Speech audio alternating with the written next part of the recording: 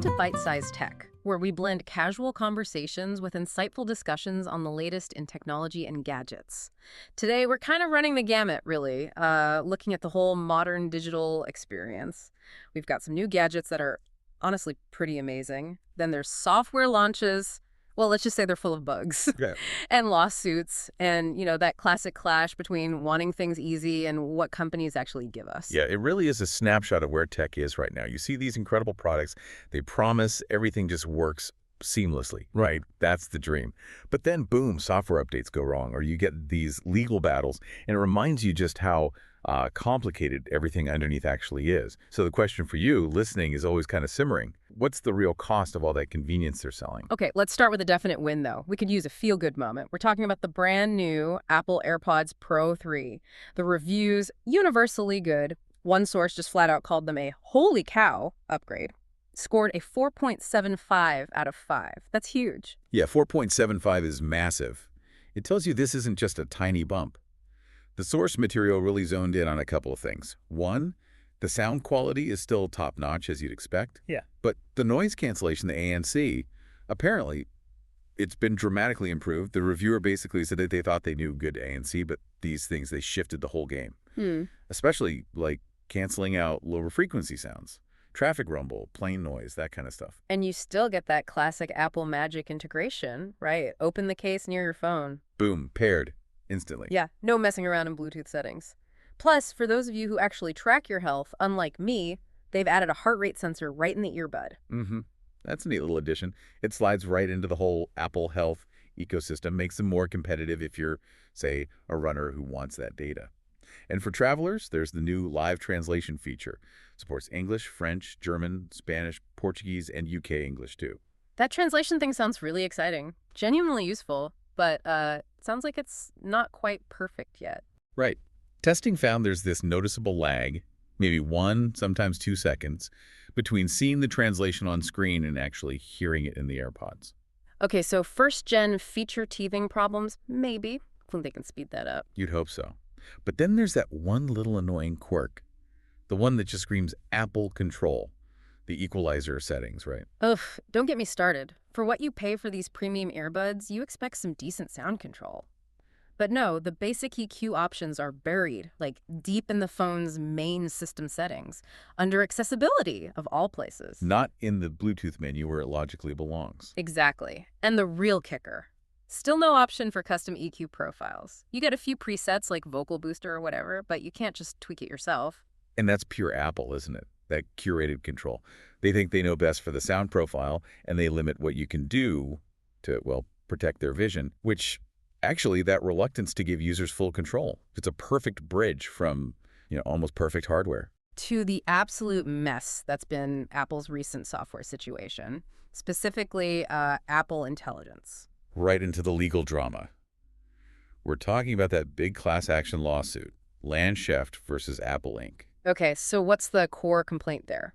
Basically, the plaintiffs are arguing they were tricked, essentially, into buying the top-end iPhone 16 because Apple hyped up these big Apple Intelligence features that then got delayed.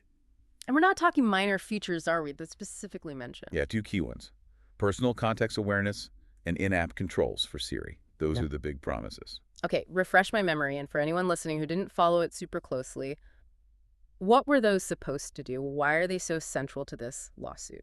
Well, personal context awareness was the huge one. It was supposed to make Siri finally understand, what's going on in your day. So, like, if you were running late for a meeting, Siri could supposedly pull up the email about it, text the person you're meeting, check traffic, all from one simple command.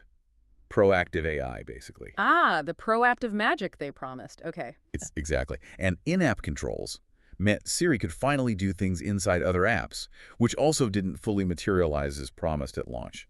So the argument is, people paid that iPhone 16 premium expecting that stuff now, not later. Okay, yeah, that makes the frustration feel a lot more real. But Apple's fighting back, right? They filed a motion to dismiss. Oh, absolutely. They're pushing back hard. Their defense is kind of two-sided. First, they say, hey, you still got hardware improvements, better cameras, faster chips, all that jazz. The phone itself was an upgrade, regardless of the AI timing. Right. Second, they argue they did deliver AI features. Almost 24 of them, they claim. Things like Genmoji, Image Playground, the writing tools. Those were there at launch. So they're basically saying, look, we gave you 22 features. You can't sue us because 2 big ones were delayed, especially when the hardware is great. Hmm. It's a really interesting legal fight about what exactly constitutes the product you paid for. So the dismissal hearing is set for January 7th, 2026. So, yeah, we'll be watching this one for a while. definitely. But the headaches aren't just legal, are they? The actual iPhone 17 launch.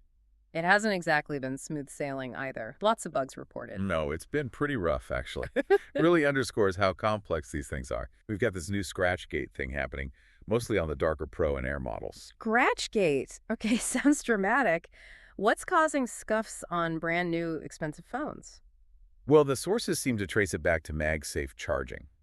You know the magnetic ring and the little rubber bumpers, Apple calls them risers, that align the charger? Yeah. Apple's claiming that with a lot of use, those risers can wear down a bit and actually transfer some dark material onto the lighter phone backs. It looks like a scratch or a scuff. Ah, so it's not actually scratching the glass. Apple says it's removable. Hmm? But still, imagine pulling your $1,000 phone off the charger and it looks marked up. It's not a great look. No kidding. And it's not just cosmetic stuff, right? We heard some people couldn't even access the new AI features. Exactly. Some users are reporting they just can't download things like the writing tools properly. It sounds almost like an account issue, maybe. Some people found weird workarounds, like using super fast Wi-Fi and resetting carrier settings, which is just ridiculous for a new phone. Yeah, that's not a real fix. Right. But Apple has confirmed they're working on a proper software patch for that one. Okay, so add that to the usual reports of, cellular connectivity dropping calls. And that really weird, rare camera glitch, the one putting random black boxes or white squiggles in photo. Oh yeah, that one's bizarre. Experts think it might be interference from certain kinds of intense LED lights, like big displays. Wow. So Apple's basically playing bug whack-a-mole right now. Pretty much seems that way. Which, speaking of performance and reliability, maybe we'll just switch gears to something we all depend on constantly. Yeah. Navigation apps.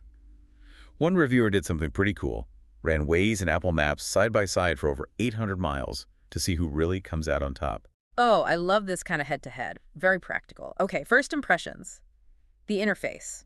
How do they look? Apple Maps won that one pretty easily. It just looks cleaner, less cluttered. And those 3D landmarks in big cities, they actually do make it feel more polished, more intuitive when you're driving. Yeah, Waze can feel busy. Very busy.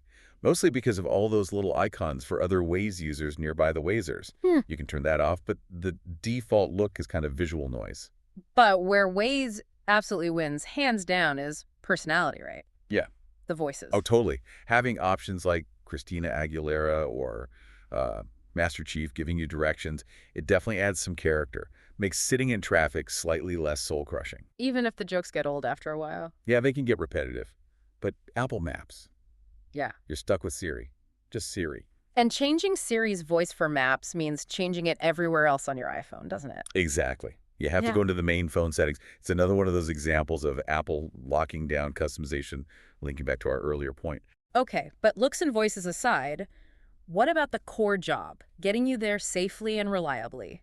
Who did better in the actual navigation? Apple Maps actually pulled ahead quite decisively in the tests, mainly for clarity. Clarity. How so? Waze is really good at alerts, Yeah, right? yeah. Speed traps, accidents, potholes, the reactive stuff. But Apple Maps gave much clearer, more proactive instructions. It wasn't just turn left. It was at the next stop sign, turn left, or telling you exactly which lane you needed to be in well ahead of a turn. That detail really helps, especially if you're driving somewhere unfamiliar. Okay, so Waze is good for the crowdsourced alerts, but Apple Maps guides you better overall. That's what the test suggested. And there was one instance where Waze actually routed the driver into known long-lasting traffic, while Apple Maps stuck to its original faster route and ended up being more reliable. Interesting. So clarity and reliability seem to trump the fun voices in the end. Seems that way for this test, absolutely. Now, moving from useful tools like navigation to the really weird side of AI, generative video, let's talk about Meta's new thing, Vibes. Ah, yes. The platform brilliantly nicknamed the infinite slot machine by one reviewer. What exactly is this? It's basically just an endless scroll of AI-generated videos. They often look like really cheesy, sort of low-budget 80s or 90s music videos. Yeah. Just bizarrely stylized stuff. Okay. And the main critique is, yeah, the tech is getting better. You see fewer weird glitches like hands with 7 fingers or whatever. Right. The uncanny valley stuff is improving? But the content itself, It's just empty calories. There's no story, no real point. It lacks any kind of narrative drive. I remember the reviewer mentioned seeing this horrifying AI video of, like, Tom Hanks and Donald Trump running through a cornfield together. Exactly. That's the kind of random, meaningless absurdity you get. It's technically clever, maybe, but it's just artifice, no substance. Infinite slop, indeed. Sure. Okay, so let's contrast that with AI tools that are actually meant to be useful, like ChatGPT Pulse. All right, Pulse is supposed to be this super personalized feed of news, research, stuff relevant to you, but it's aimed at high-end users right now. The preview for pro mobile users in the US, it's $200 a month. Wow, $200 a month for a custom news feed? That's steep. But you mentioned there's a way for listeners to kind of hack together something similar for free using features already there. Yeah, it's actually pretty straightforward if you leverage the tools that likely power Pulse under the hood. Memory and tasks in the free version of ChatGPT. You don't need that $200 subscription. You just need to set up a recurring task, let's say every morning at 8 a.m., and you give it a really specific structured prompt. Okay, like what? Give us an example prompt.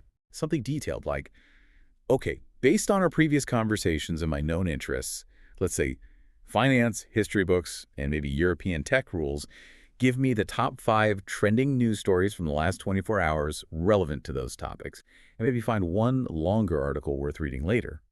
The crucial bit is making sure your memory feature is switched on, because then ChatGPT will automatically tailor those results based on your chat history, making it personalized. So you're using memory for the personalization and tasks for the regular delivery. Exactly. You get a pretty similar daily digest, that personalized value, without shelling out that huge monthly fee. That's a brilliant tip, forcing the AI to work for you, not just trying to upsell you. Now, speaking of costs and services, there was a pretty big win for consumers over in Europe recently, right? Regarding subscriptions and support costs for Windows. Yeah, this is a really interesting development, touches on that whole planned obsolescence issue. Microsoft is phasing out Windows 10 support soon, as you know. So if you want to stay secure on Win 10, you're going to have to pay for these extended support updates, the ESU program, basically paying Microsoft to keep your old OS safe. Or you had to upload data via Windows Backup. Right, forcing you to upgrade or pay up. But a consumer group stepped in. Yes, Euro consumers. They challenged Microsoft, arguing that charging for basic security on such a widely used OS goes against the principles of Europe's Digital Markets Act, the DMA. And they won. They did. Microsoft basically had to back down and agree to make the ESU program free for consumers within the European Economic Area, the EEA. Wow, that's huge. What's the reasoning behind it? The DMA? Yeah, the DMA is designed to stop huge tech companies, the gatekeepers, from abusing their market power. Euro consumers successfully argued that forcing users to pay for security on an OS they already own, just because Microsoft wants them to upgrade, wasn't fair under the DMA. Microsoft had to concede. So users in that whole EEA region get a free year of security updates if they stick with Windows 10, purely because of regulatory pressure. That's a powerful example. It really is. It forces these big companies to think about user rights, security, functionality, not just view everything as an opportunity to push upgrades or sell add-ons. Which kind of brings us full circle, doesn't it? We've Yeah. seen amazing new tech like the AirPods, then the frustration of buggy software and these big lawsuits, and now the impact of regulators stepping in. It all comes down to complexity and choice. Exactly. And that choice, it's getting priced differently depending on where you happen to live and what rules apply there. We saw that Meta is now offering ad-free Facebook and Instagram in the UK for about £3 a month, maybe $4 US. Yeah. Because of specific UK regulations. But in the EU, it's more than double that price for the same ad-free option, right? Yeah. And look at Amazon. They just agreed to that massive $2.5 billion settlement, simply to make it clearer and easier for people to cancel Amazon Prime. Something as simple as canceling a subscription needed regulatory intervention. Right. So the real price of using tech today, it feels like it's becoming this choice you have to make. Do you pay extra for privacy? Do you just deal with the complexity and the bugs? Or do you rely on regulators and consumer groups to fight for better rights? That fight over the basics, easy cancellation, ongoing security for software you own, pushback against planned obsolescence and confusing pricing that feels like the real battleground now. What rights become standard and what stays a premium option. And here's a final thought for you to chew on. As that AI-generated stuff, like Meta's Vibes, gets cheaper and easier to churn out infinitely, maybe the real value isn't going to be in the tech that makes the slop, but in the human judgment, the curation, the editorial choices that helps us sift through it all and find something actually meaningful. Something to definitely think about. Thanks for tuning in to Byte-Sized Tech. If you enjoyed this episode, like, comment, share, and subscribe for more fun tech discussions.